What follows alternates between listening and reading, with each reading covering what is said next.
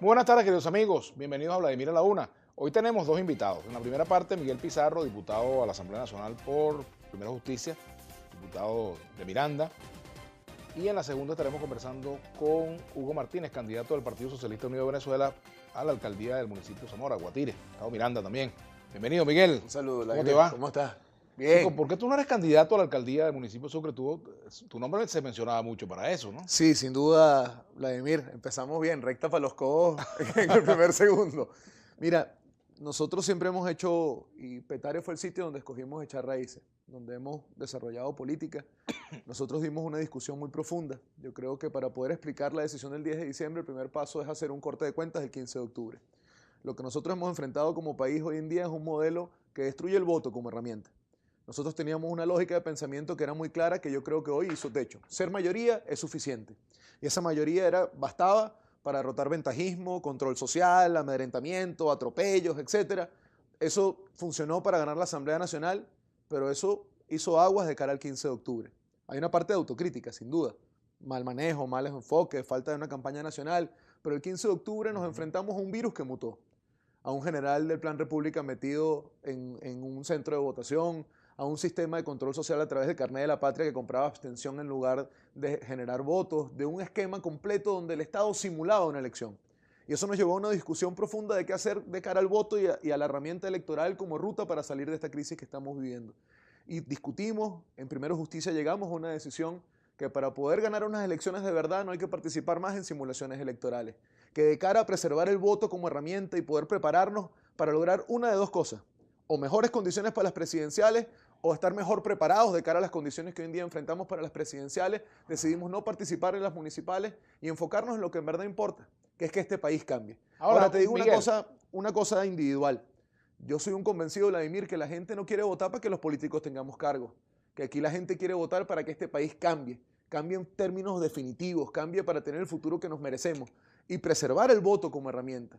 Hacer que la ruta electoral tenga sentido pasa también por dar una autopsia muy clara el 15 de octubre para que todos seamos responsables de lo que hay que hacer de aquí en adelante.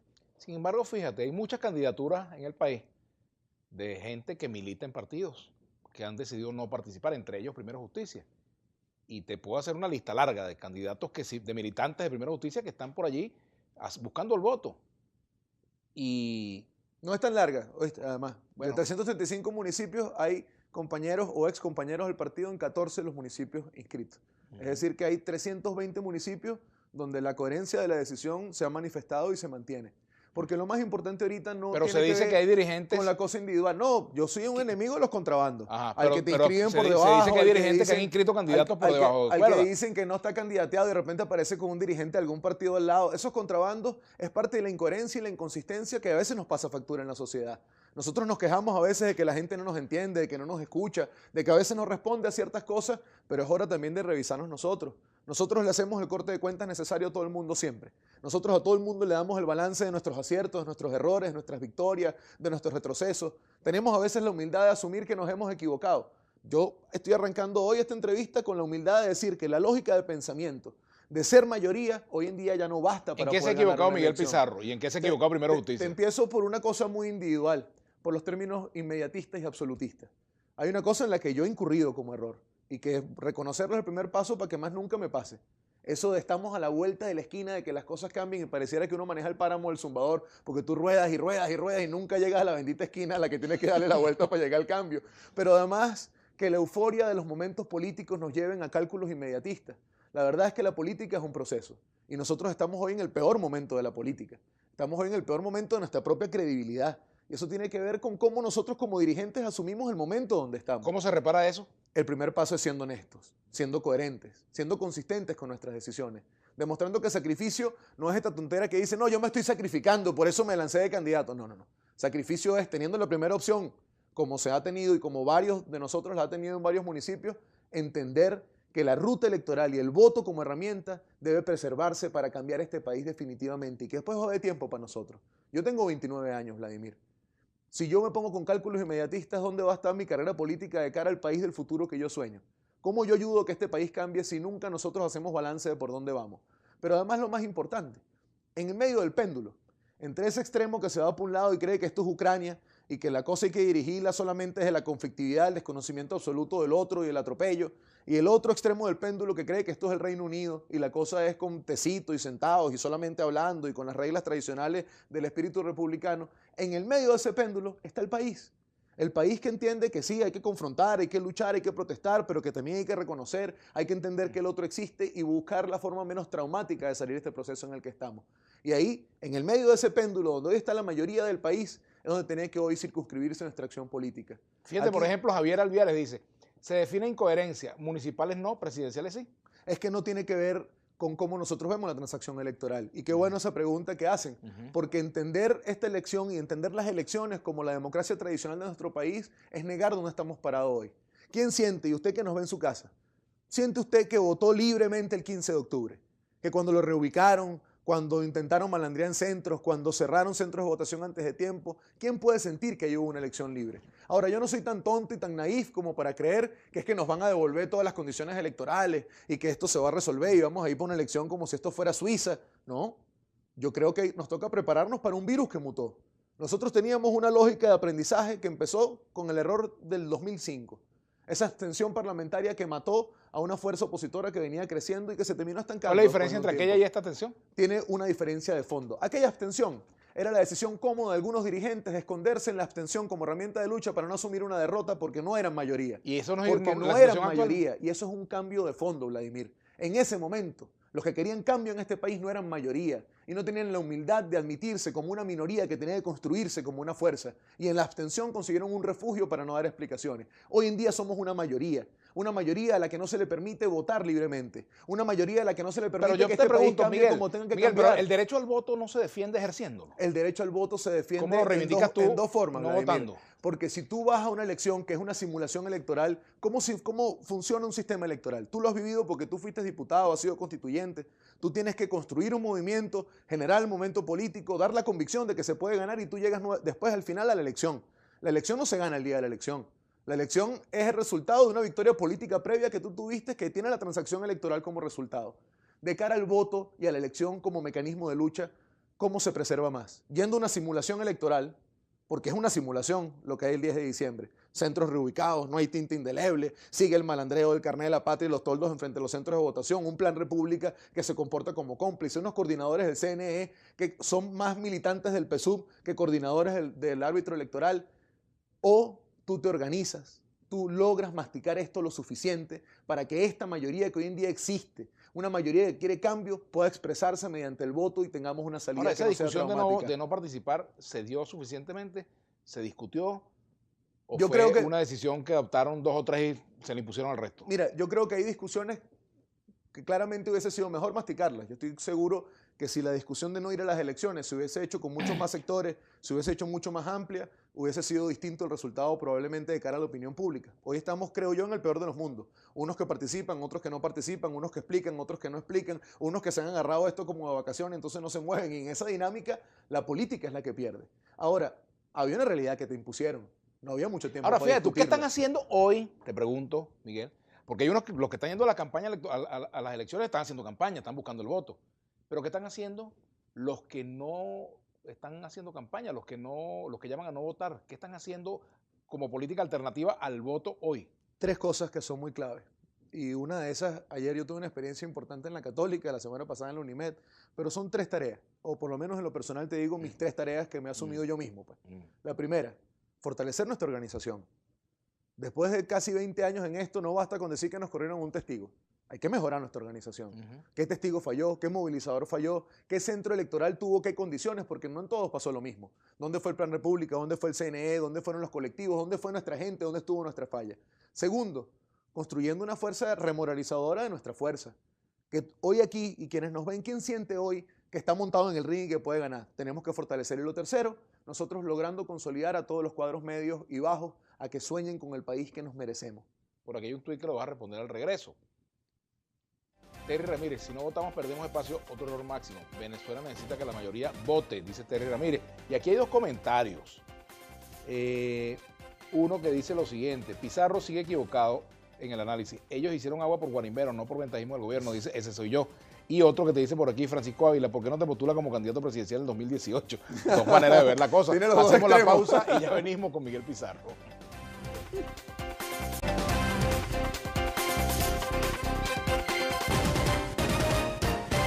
Seguimos con Miguel Pizarro. Vamos a ver el tuit que le dejamos pendiente.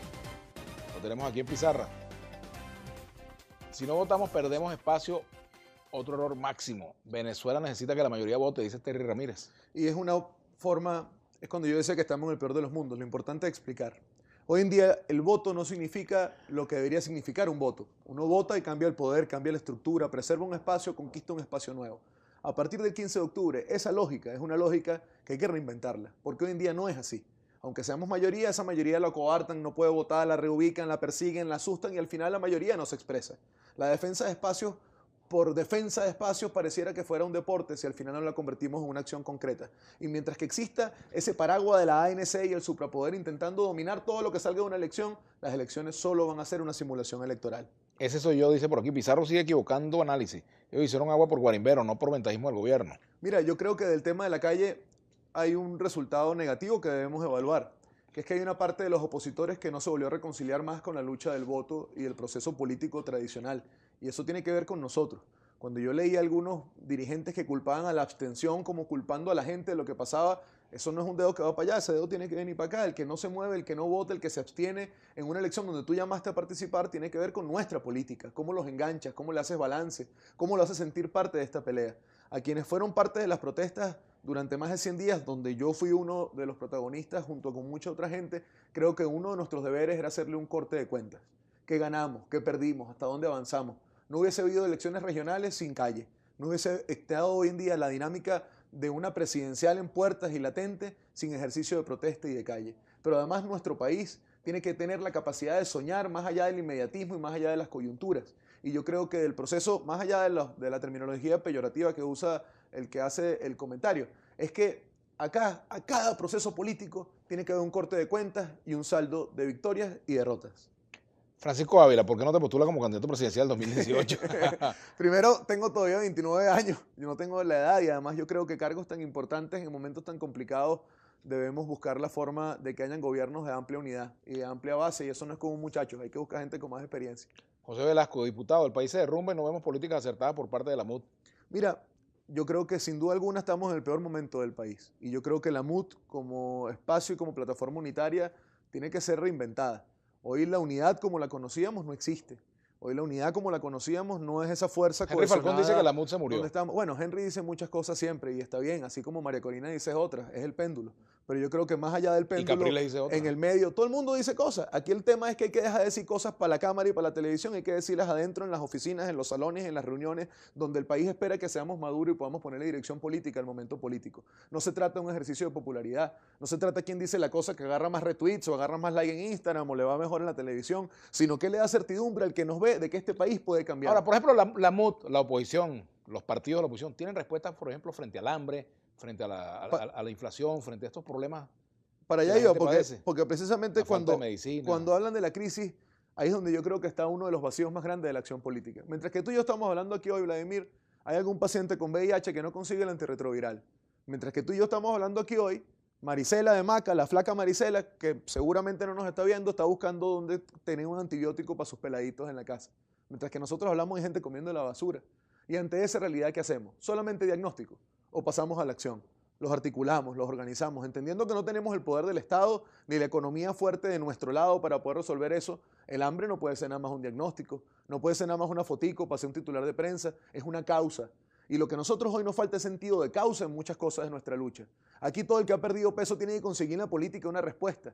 Aquí el que hoy no consigue medicinas tiene que conseguir en nosotros una mano que lo articule y lo organice. Para la solidaridad, para conseguir las medicinas, pero también para el reclamo por sus derechos. Porque aquí nos han hecho que se nos olviden nuestros derechos. Aquí nos pareciera que ese síndrome de Estocolmo que intentan desarrollar en el país, a veces pareciera que lo logran en ciertos aspectos. Y nosotros no tenemos que conformarnos con lo que estamos viviendo, con lo que nos están convirtiendo. Mira cómo manejamos, cómo nos relacionamos, cómo tratamos al otro. Eso es el reflejo de lo que el gobierno quiere que seamos. Carlos Fernández, una ruta electoral con nuevo CNE, si no, es más de lo mismo. Tú no, Miguel Pizarro, no me decepciones, te aprecio. Yo también te aprecio, gracias. Mira, yo creo que más allá, entendiendo que el CNE es parte del problema, el problema es el proceso. yo creo que hay cosas abajo, y lo digo sabiendo de la carpintería, pues hay cosas que el ciudadano no conoce. Pero, por ejemplo, la tinta indeleble para evitar el multivoto es clave. Que tú tengas un plan república y un coordinador del CNE que sea imparcial para que no hagan el carrusel con el papelito electoral de la coerción o el voto asistido es clave. Pero también es clave que todos asumamos parte de la tarea. Donde estamos hoy los políticos no somos suficientes. Y para ganar una elección presidencial a un régimen hegemónico como el que nos enfrentamos, todos tenemos que tener una tarea el día de la elección. Y de aquí hasta allá, cuando tú me preguntabas qué estamos haciendo los que no estamos en campaña electoral, de aquí hasta allá tenemos que organizarnos. Todo el mundo tiene que entender que es un voto asistido.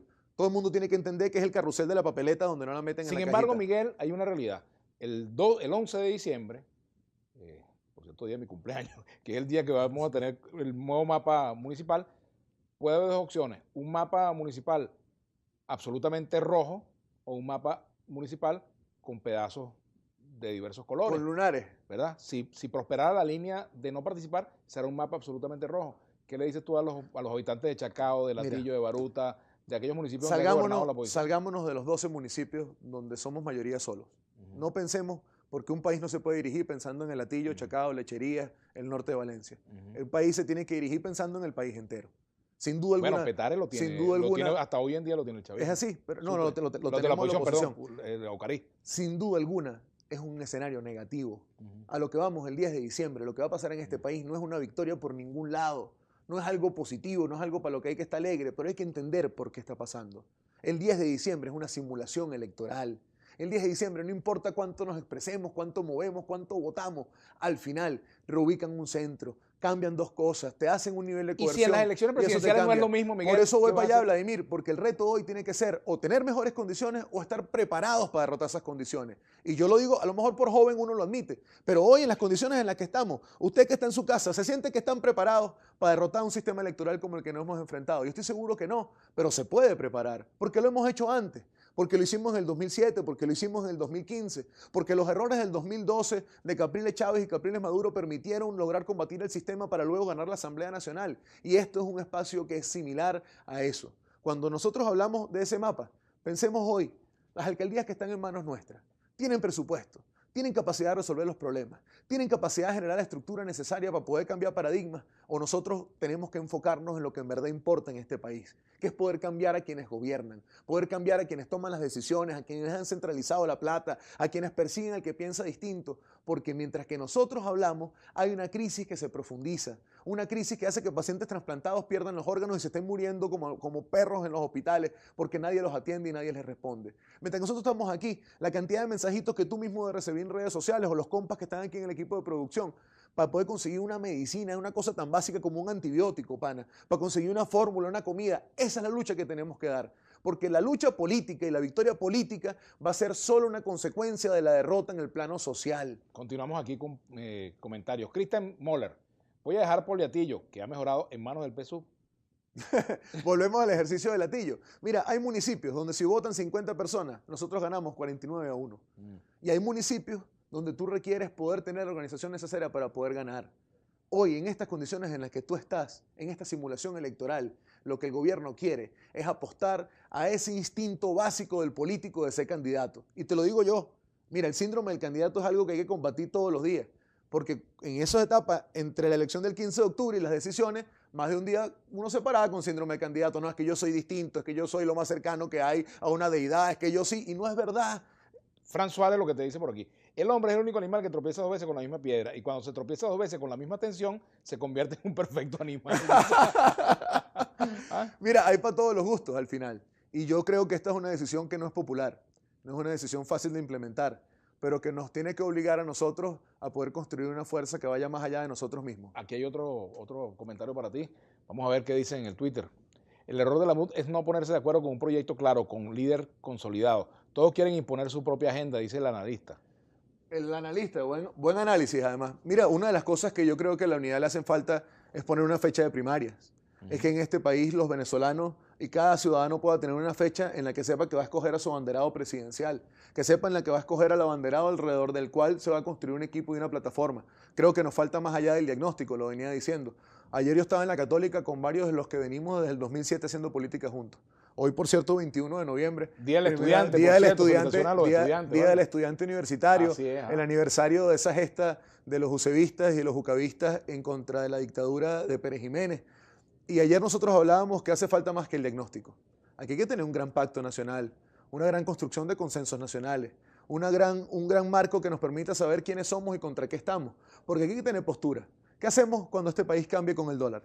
¿Qué hacemos cuando este país cambie con la educación, con el tamaño del Estado, con los programas sociales? Ahora, yo creo que hay problemas que no pueden esperar que el país cambie. Es Ese así. tema del dólar, el tema de la comida, el tema Yo estoy de de la medicina. acuerdo. Ahora, desde ahorita tienes que arrancar. El dólar, ¿Estás de acuerdo con el diálogo? El dólar, con la mientras que se negociación mantenga política como que se está está, haciendo? siempre lo hemos hablado. Yo soy un defensor de todo lo que haga que la salida de este proceso sea lo menos traumático posible, con el escepticismo de saber a quiénes tenemos enfrente. ¿Te gusta la candidatura presidencial de Guanipa, de Juan Pablo Guanipa, como se está planteando? Mira, Juan Pablo tiene un ejemplo que yo creo que hay que valorar. Juan Pablo Guanipa ganó la gobernación, la segunda gobernación más importante de este país, que es la del Estado Zulia.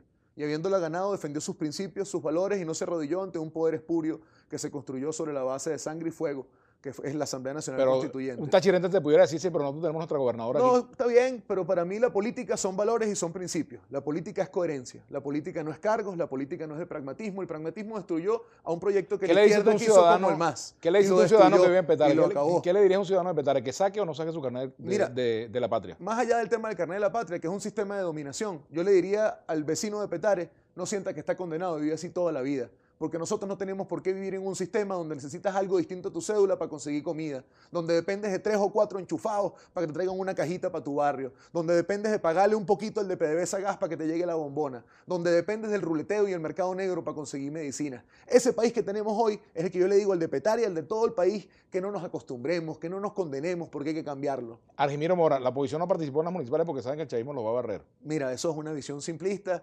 Yo creo que más allá de verlo como una dinámica electoral tradicional, este país requiere pedagogía para prepararnos para lo que de verdad importa. El año que viene este país define su futuro, por lo menos los siguientes 6 años. Y esa lucha nos tiene que agarrar mentalizados, preparados, organizados y cohesionados. No es el concurso de vanidades en el que estamos hoy. Este país tiene que escoger un candidato. La unidad, la jefatura política, los dirigentes, los que hoy tienen las charreteras de los partidos, tienen la obligación de entender dónde están parados en términos históricos, de sentarse a discutir más allá de sus propios principios, de sus propias individualidades y poner por delante lo que todos hoy en día sabemos que es lo más importante, salir de este atolladero en el que estamos. Ni María Corina ni Henry Falcón van a participar en las primarias. Quizás tendremos candidaturas, más de una candidatura de la oposición. Mira, ¿Crees que eso es posible? Cualquier escenario donde se inscriba gente por fuera de un esfuerzo unitario es hacer el favor al gobierno. Si nosotros queremos tener, como yo estoy seguro que hoy lo tenemos. Pero eso también no es la consecuencia de que 4 partidos gobiernen las decisiones de todo una. Pero en una primaria no deciden 4 partidos. En una primaria decides tú, decido yo, decide el compa de la Cámara, decide Astrid en la producción, decidimos todos. ¿Qué hay más democrático que la decisión del ciudadano para escoger su líder? ¿Qué hay más democrático que la decisión de las bases para poder escoger quién los representa? No hay nada más democrático que eso. Ahora, hay quienes siempre se quejan de los cogollos para inventar otro cogollo y hacer su propio cogollo para después desde ese cogollo decir que los cogollos son malos. En esta forma en la que hemos hecho política, el chavismo no es nada más un adversario, es también una forma como se ha entendido la política en el país.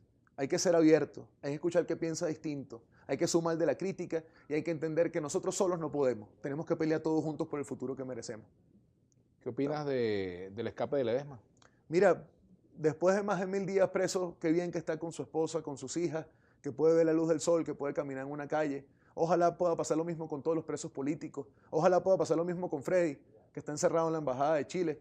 Ojalá este país más nunca nadie lo persigan por cómo piensa. Sin importar cómo opine y cómo hable después que salga. Ojalá más nunca nadie lo persigan como piensa. A quienes me ven que están en el sector del gobierno y en el sector del poder. El poder no es eterno. El poder no dura toda la vida. El poder no es algo que te dan y tú más nunca lo tienes que devolver. El poder es un préstamo para el servicio. Y cuando tú lo transformas en control y en persecución, te conviertes en lo peor de lo que tú siempre criticaste. Hoy que es 21 de noviembre, que yo veía hace un rato declarar al ministro de Educación y he visto a varios que piensan dónde estaban los que el 21 de noviembre marchaban con sus boinas azules en la central y defendían el presupuesto, las becas y los comedores, que piensen hoy desde el lujo de sus despachos si están siendo coherentes con lo que ellos piensan, con lo que ellos sienten y con lo que ellos creen. Este país está hoy en las peores condiciones que nunca habíamos vivido. Este país hoy, mientras que estamos nosotros aquí, chamos se quieren ir del país, niños se mueren por falta de medicina, gente se muere de hambre y la política tiene que ser una plataforma para construir esperanza y cambio. Dos comentarios que voy a hacer por aquí para que no para que responda, sino para que lo escuche Héctor Villalobos. Creo que nadie del PSUV puede tener la integridad ni la preparación de Miguel Pizarro. Aquí dice también, pregúntale a ese señor si puede dormir tranquilo sabiendo que es corresponsable de decenas de muertos, heridos, destrucción y pérdidas materiales. Jesús Enrique Lima. Mira, qué bien que Jesús Enrique Lima hace ese comentario. Yo soy de los que de chiquito entendió que es más fácil que enseñarle a las niñas cómo hacer para que no las violen, era mejor enseñarle a los hombres y a los varones que no tenían derecho a violar a nadie. Que la culpa de una violación no es el que se pone, la muchacha que se pone la falda. Que la culpa del racismo no es del negro o del chino por ser negro o ser chino, sino es del otro que los excluye. Quien mató fue la Guardia Nacional y la policía. Nosotros defendíamos derechos. Gracias por haber venido, Miguel. Muchas gracias.